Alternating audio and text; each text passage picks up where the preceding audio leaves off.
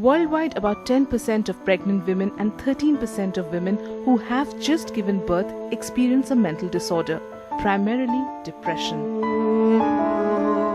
In developing countries, this is even higher, that is nearly 16% during pregnancy and nearly 20% after childbirth.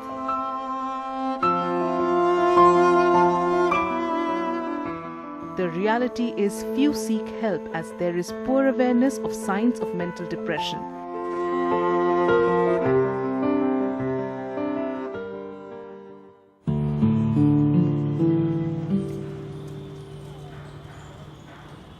"32-year-old Sabas, who's from Puducherry, recalls always wanting children.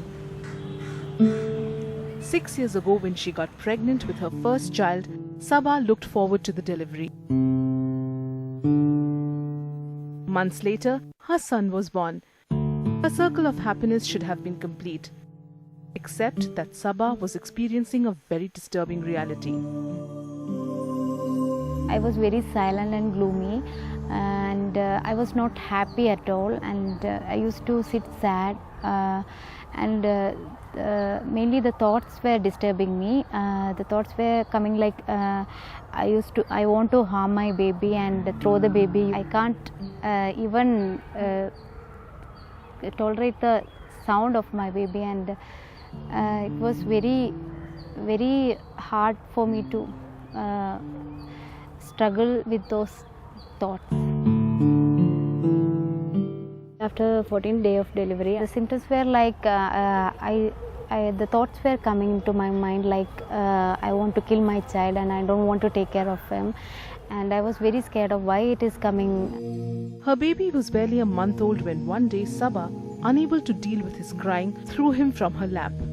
Though her baby was unhurt, her family was shocked by the incident. They sought counselling and were referred to the National Institute of Mental Health and Neurosciences on NIMHANS in Bengaluru.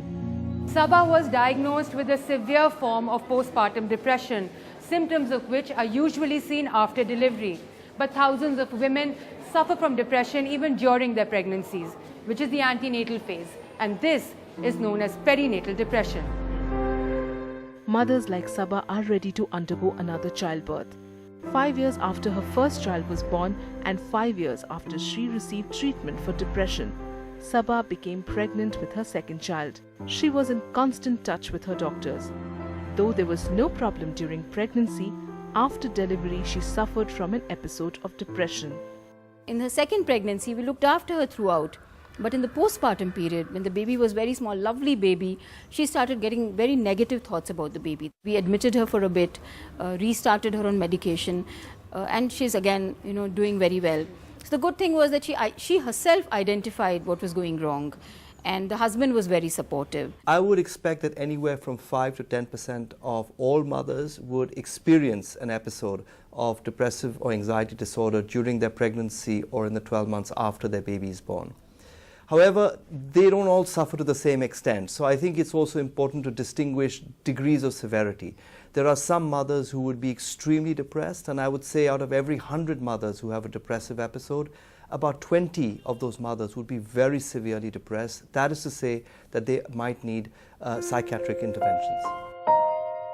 Nandita, an IT professional from Bangalore, had an active social life before she became pregnant. After her baby was born, she went to her parents' home in Mangalore. As was the custom, she had to spend the first 40 days indoors as it helps to prevent the baby from contracting infection when its immunity is low. But it also restricts the mother's movements as interaction with others is discouraged. Instead of feeling rested and comforted, Nandita began to feel isolated. She soon realized she had begun to hallucinate. I was not supposed to go out of the house. I was only with the baby all the time, and totally everything is revolving around the baby. So that's when it got worse. I didn't really share it initially, and I kept it as a secret. Eventually what happened was sort of what blues I had, they turned little severe. I used to get sort of visuals of the baby being dead, or some sort of hallucinations about me dropping the baby, harming the baby. So all this made me feel like really guilty, and I just used to feel that, I'm a bad mother. This confinement for a person who is having an active life is basically the triggering factor in the case of a urban woman. And in the case of a small town girl, though she is maybe she is not working, but the pressures at home are much more in that case. There are certain there are certain religious attachments to postpartum period, as if she's she's dealt as if she's an untouchable. In that case, she just has to stay with her child in a room. I've had patients who've not come out of the room for 40 days. They're given food inside and they're made to stay there, and they don't have any contact with their husbands. They can't talk to anybody. That kind of rigorous imprisonment, I would say, is also there in small towns, especially in the south. Nandita searched the internet for answers and quite by chance learned about postpartum depression. She reached out for professional help as she became aware that her condition could have an adverse effect on her baby. As Nandita was to find out, biological, psychological and social factors contribute to maternal depression. The biological depression is that there is significant hormonal change. The pituitary neuroendocrine axis is affected. The estrogen and progesterone, sudden changes happen in that. Cholesterol is increased, thyroid becomes low.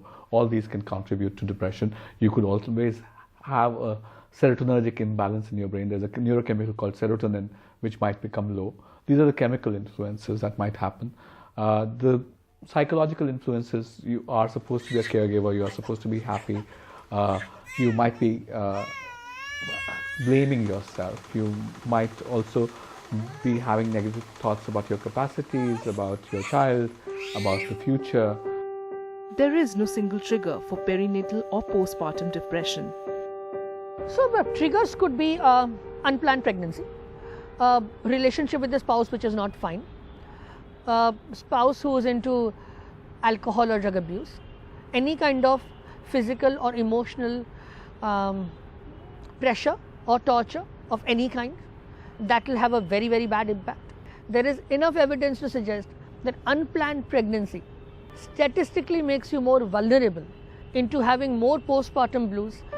According to a study on postpartum psychiatric care by Dr. Prabha Chandra of NIMHANS, gender-based factors emerged as being highly important, with intimate partner violence, unhappiness about the gender of the child, poverty being identified as risk factors, both for the occurrence of postpartum depression and for chronicity. The symptoms can be mild, like anxiety, crying spells, mood swings, lack of sleep. Others have difficulties in bonding with the baby, negative thoughts and hallucinations. In the absence of proper counseling and support, some get worse, developing postpartum psychosis. 15 out of 100 women will have some, significant mental health problem, either depression or very severe anxiety. So if you calculate it with the number of women who are available who are there in India, you know that the magnitude is really huge. Women suffering from postpartum psychosis, which is a severe mental illness, have caused harm to themselves or their babies.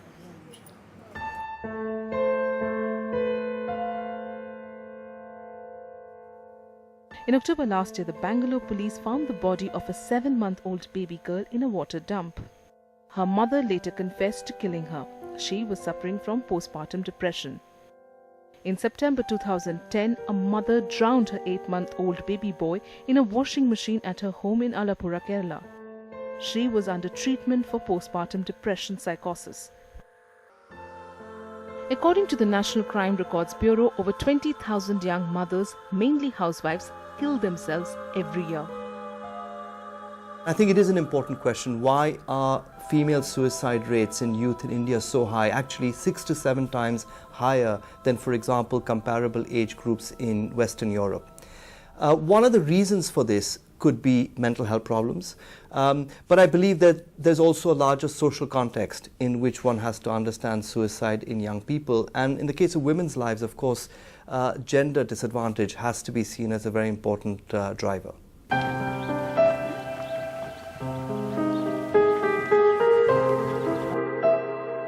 Sunita from Sehor district in Madhya Pradesh became pregnant for the 3rd time. She was obsessed with the desire to have a boy. मैंने पूछा क्यों इस कारण से, मतलब क्या कारण है, क्यों रहता है ऐसा आपको? कहने लगे मुझे थर्ड बच्चा है, 2 बच्चे मेरे जो हैं, मेरे पास बेटियां हैं, तो मुझे मन में बस सिर्फ ये घबराहट रहती है कि ऐसा नहीं हो तीसरा भी मेरे बेटी हो जाए। तो अंदर जब ये बातें सोचती रहती हूँ तो मुझे अपने आप को अच्छा नहीं लगता है, ऐसी कमज़ोरी सी महसूस होती रहती है मुझे। Sunita was diagnosed with perinatal depression. She went into early labor and lost the baby during delivery. हाँ, सोचने को तो सोचते थे कि अगर लड़का हो जाए तो ऑपरेशन करवा दें, 2 लड़कियां भी तो है, और एक लड़का हो जाता तो ऑपरेशन करवा देते, पर अब फिर लड़की हुई और वो भी मतलब पेट में ही गुजर गई थी।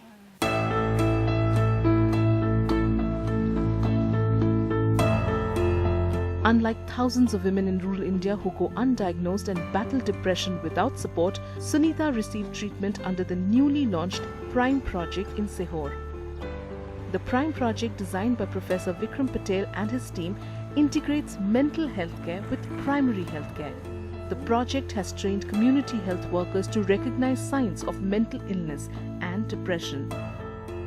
After the success of the Sihor pilot, the project was scaled up with the help of the Public Health Foundation of India. The project has trained 1 medical officer and 2 nurses in each district of Madhya Pradesh to help women cope with depression. The trained staff sensitizes doctors who conduct antenatal checkups so that they are able to identify women who show signs of depression. These women are referred to the medical officer for counseling. Ashas or health workers who make home visits are also involved in providing regular updates about their progress. Madhya Pradesh is the only state to have a program to tackle mental depression on this scale. The good part about the public health system in India is that many women do visit antenatal clinics. So in our program, what we do is that we contact potential mothers during their antenatal visits in the facility itself. We screen them for depression, and if we find them to be positive for depression, we kind of initiate psychosocial interventions. Many challenges remain in addressing this problem. One of the major ones is the lack of trained, skilled health workers to screen women for depression. The entire mental health care workforce in India, comprising of trained doctors, psychologists and psychiatrists, is that of under 10,000 people. The requirement is 8 times that number. When women are undiagnosed and untreated, postpartum depression can have a negative impact on the health of the newborn. The babies of mothers who are depressed are more likely to be underweight and stunted. Indeed, it is estimated that about a quarter of the whole burden of underweight and stunting, which as you know is a major public health issue in India today, can be accounted for by maternal depression. And the second important finding is that the babies of mothers who are depressed have delayed cognitive, that is to say their brains are delayed in development, which means that these babies will struggle with achieving the kind of educational outcomes that other babies would have. This mother and baby unit at Nimhans, Bangalore is the first in the country to address the issue of prenatal and postpartum depression. ఆ సమయంలోనే ఇప్పుడు నేను ఎందుకు ఉండాలా చచ్చిపోవాలా అని ఆలోచనలు వచ్చేదా? 2 సార్లు ప్రయత్నం చేసినారా? ఎవరైనా ఉన్నారా అప్పుడు ఇంట్లో ప్రయత్నం చేసినప్పుడు? Mothers who are undergoing treatment can stay with their child in the ward. Apart from psychiatrists and nurses, the team includes psychologists and social workers. Members of the team work with the mother and help her bond with her baby. Patients who are diagnosed with psychosis need intensive care and monitoring. The treatment relies on counseling, cognitive therapy and medication. Postpartum depression is reversible and mothers are able to nurture and take care of their children. There is a need for greater awareness of the problem. Women who have faced postpartum depression believe the difficult part is to acknowledge the symptoms and seek help. I think that kind of third person looking at the problem really helped, and they told me it's just a stigma attached to it makes it more worse. So don't feel bad about yourself, you don't need to feel guilty, it's perfectly normal.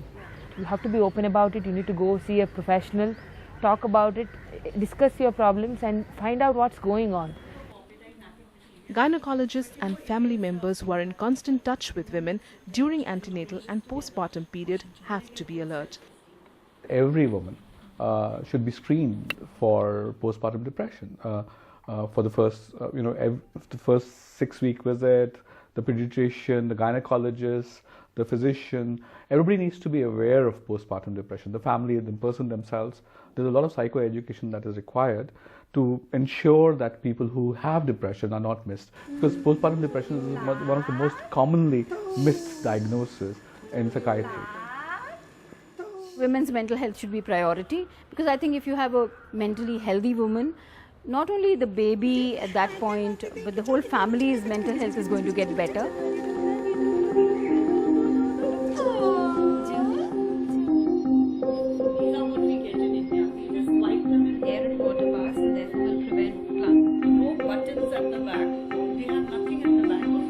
Supportive husband is very crucial today because families have shrunk. It's just the two of you and your baby, and so both of you need to support each other more than ever before. Experts suggest that women who sense there is a cause for concern must share their feelings with their partners and family members. And if the symptoms persist for over 2 weeks, then family members must seek the advice of a medical professional.